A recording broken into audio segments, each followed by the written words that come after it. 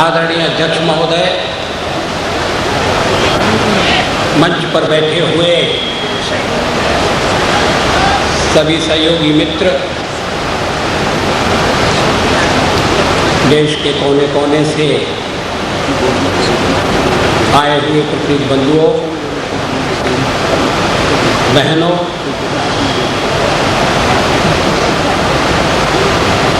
और अभ्यागत सज्जनगण, ये महाधिवेशन अब अपनी समाप्ति पर है।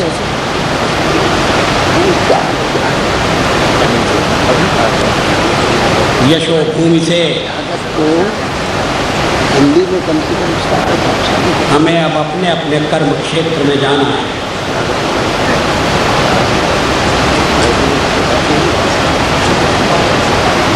जो अश्वमेध का घोड़ा यहाँ से रवाना होने वाला है, उसके रुकने का तो सवाल ही पैदा नहीं होता।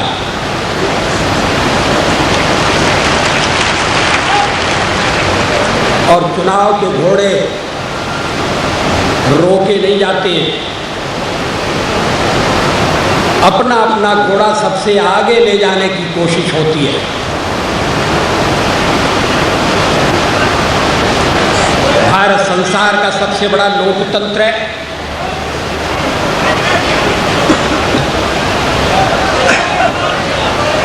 यहाँ मताधिकार के बल पर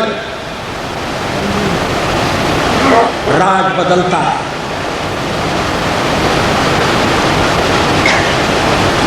थोड़े से कालखंड को छोड़कर लोकतंत्र की धारा अविरल रही है।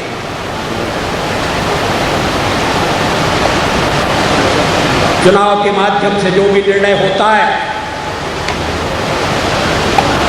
उसे लोग स्वीकार करते हैं। इस अधिवेशन में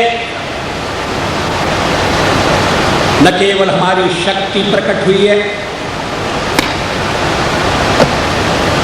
न केवल हमारा बढ़ता हुआ प्रभाव मूर्तिमान हुआ है, एक बार फिर ये बात सिद्ध हो गई है कि भारतीय जनता पार्टी सारे राष्ट्र की पार्टी है, पूरे भारतीय समाज का प्रतिनिधित्व करती है। देश का कोई कोना ऐसा नहीं है जो हमारे स्पर्श से अछूता हो। देश का कोई नागरिक या नागरिक समुदाय ऐसा नहीं है जिसके लिए हमारे मन में चिंता न हो।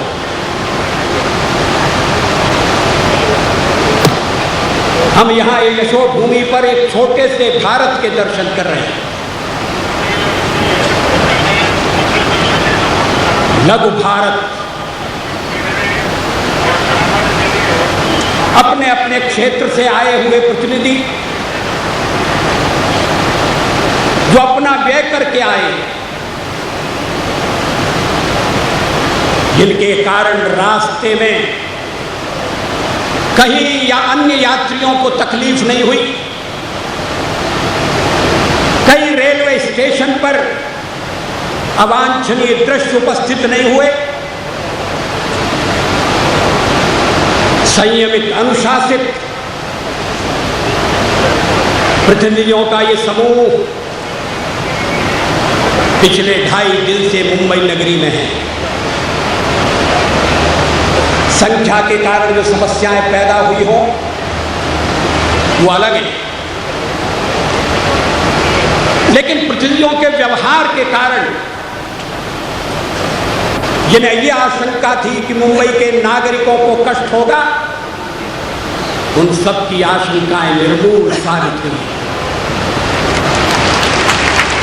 प्रतिनिधियों ने अपने दायित्व को समझा,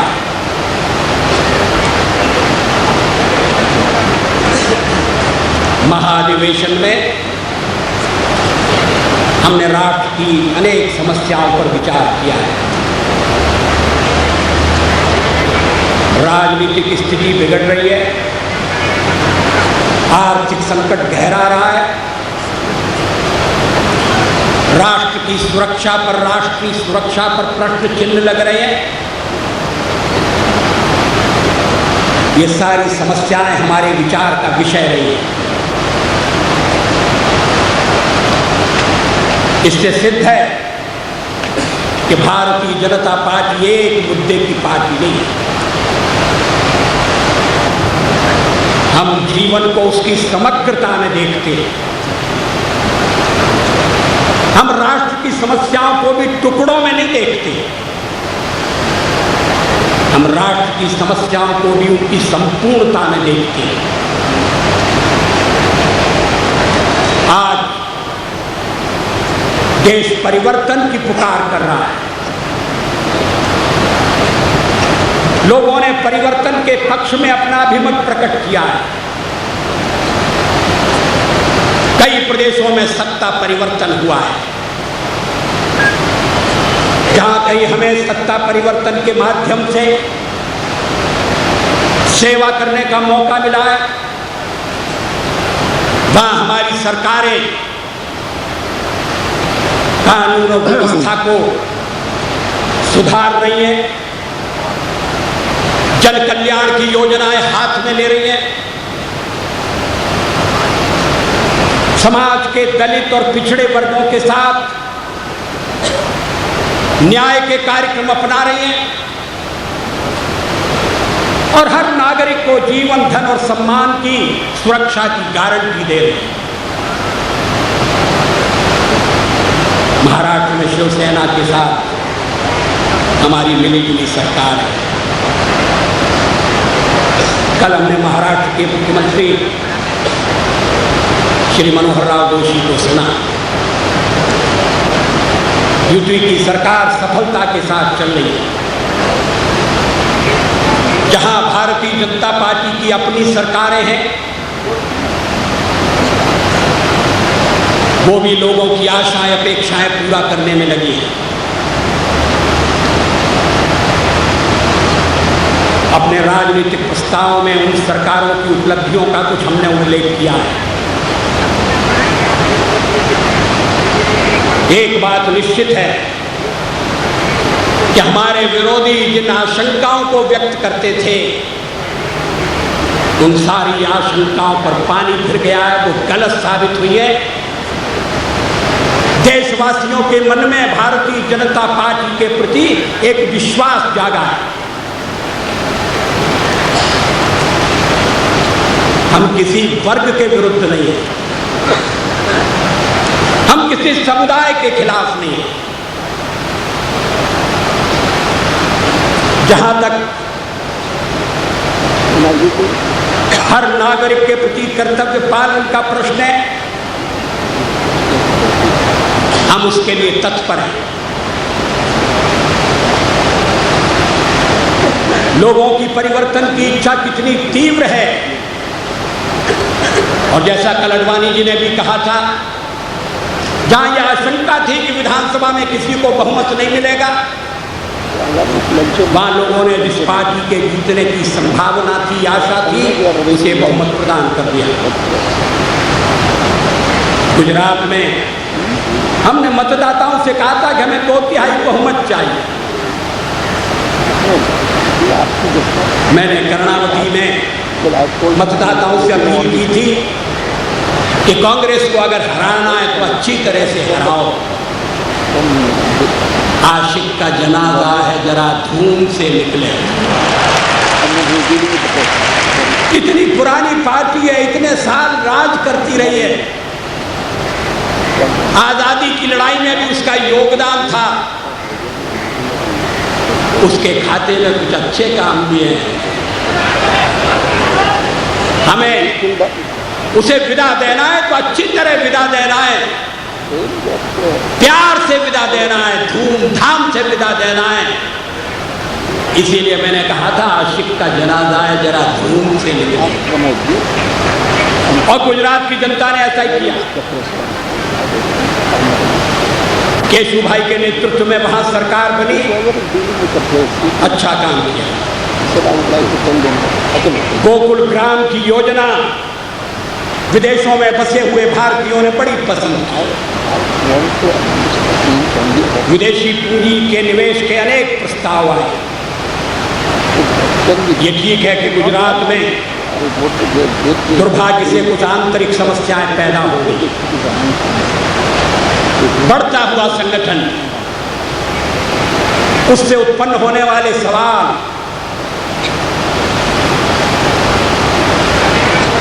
कामकाज में लगे हुए जूझते हुए मंत्री विधायकों से, एमएलए से जिस तरह का तारतम्य रखना चाहिए थे, शायद नहीं रख सके। हमने गुजरात की समस्या को अपने संगठन के दायरे में, अनुशासन के भीतर हल किया। जो लोग आशा करते थे कि गुजरात में सरकार गिर जाएगी, उन्हें निराश होना पड़ा। हमने गुजरात से सबक लिया है।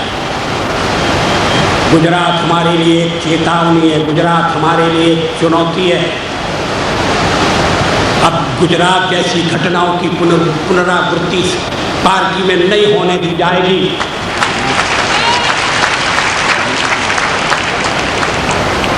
जो भी समस्याएं हैं उन्हें पार्टी के भीतर हल करना चाहिए।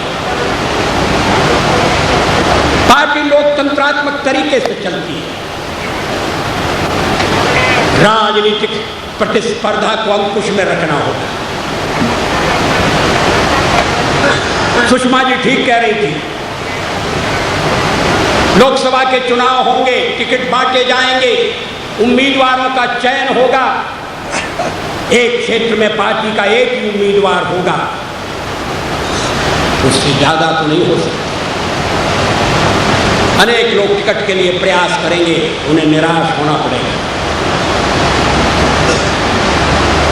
लेकिन निराशा के कारण वो गलत रास्ते पर चले जाएं, अनुशासन तोड़ दें, ये तो हमारी परंपरा के अनुकूल नहीं होगा। ये तो लोकतंत्र को बलशाली बनाने वाली बात नहीं होगी। और जो चुनकर जाते हैं, जो एमएलए बनते हैं, जिन्हें संसद का सदस्य होने का सौभाग्य मिलता है, उन्हें भी ये बात याद रखनी चाहिए कि देश में लाखों कार्यकर्ता ऐसे हैं जो उन्हें एमएलए बनाने के लिए परिश्रम करते हैं, जो उन्हें पार्लियामेंट में भेजने के लिए रात दिन एक करते हैं। पार्लियामेंट में जाकर कोई संगठन को भूल जाए, कार्यकर्ताओं से मिलने के लिए भी समय न निकाले। इस तरह की शिकायतें मिलती हैं। काम के बोझ से दबे हुए मंत्री, और मैं किसी एक मंत्रिमंडल के बारे में नहीं कह रहा, काम के बोझ में दबे हुए मंत्री मुस्कुराना भूल जाते हैं, हंसना भूल जाते हैं। कार्यकर्ता दुखी होता है, निराश होता है। गुजरात में कोई सिद्धांत के सवाल नहीं था। गुजरात में किसी महत्वपूर्ण मुद्दे पर मतभेद नहीं था, लेकिन संवादहीनता की स्थिति थी। मैं प्रशंसा करूंगा केशु भाई, वो विदेश यात्रा पर गए थे, लौट कर आए, उन्होंने देखा कि घर में थोड़ा सा संकट